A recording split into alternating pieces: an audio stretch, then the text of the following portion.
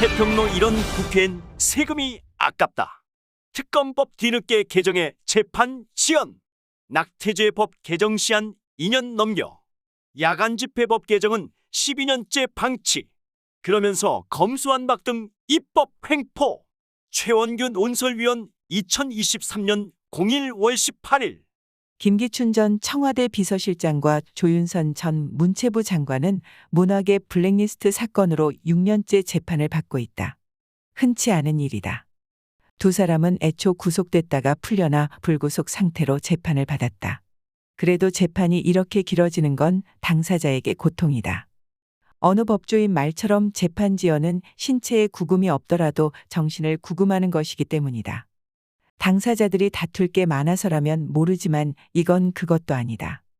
이 사건은 김 전 실장 등이 좌파 성향 문학의 인사들에 대한 지원 배제를 지시해 직권을 남용했다며 박영수 특검팀이 기소한 것으로 3년 전인 2020년 1월 대법원에서 일부 무죄 취지로 파기환송됐다. 재판이 마무리 단계까지 간 것이다. 그런데 2021년 7월 박 특검이 가짜 수산업자 사건에 연루돼 특검을 사퇴하고 특검보까지 함께 물러나면서 문제가 생겼다. 형사재판을 하려면 검사가 있어야 하는데 그 역할을 할 사람이 다 사라져 재판이 중단된 것이다. 특검이 사표를 내면 대통령이 후임을 임명하면 된다. 관련 특검법에도 그렇게 하게 돼 있다. 그런데 당시 문재인 대통령은 특별한 이유도 없이 새 특검 임명 절차를 진행하지 않았다. 또 특검법에는 특검 부재 시 특검 임명 절차는 있지만 특검 부재 시 재판 중인 사건을 어떻게 처리할지에 대한 내용은 없다. 일종의 입법 미비다. 그렇다면 국회라도 법을 개정해야 할 텐데 그것도 안 했다. 그러다 지난달에야 개정안이 통과됐다. 확정 판결이 나지 않은 상황에서 특검과 특검보가 모두 공석이 됐을 경우 해당 사건을 관할 검찰청 검사장에게 승계한다는 조문을 새로 추가한 것이다. 이 간단한 일을 하는데 1년 5개월이 걸렸다. 재판 지연을 방치한 법원, 문 전 대통령에게도 잘못이 있지만 신속하게 후속 입법을 하지 않은 국회 책임도 크다. 사실 국회에서 이런 정도의 직무유기는 약과다. 헌법재판소는 2019년 낙태죄에 대해 헌법 불합치 결정을 내리면서 이듬해 말까지 법 개정을 주문했다.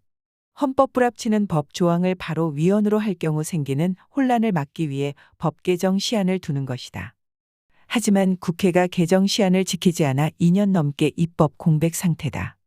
낙태 문제는 어린 생명과 그 생명을 담은 여성의 건강에 관한 중요한 문제다. 임신 중지 결정 가능 기간 등 결정해야 할 요소가 많고 복잡하다.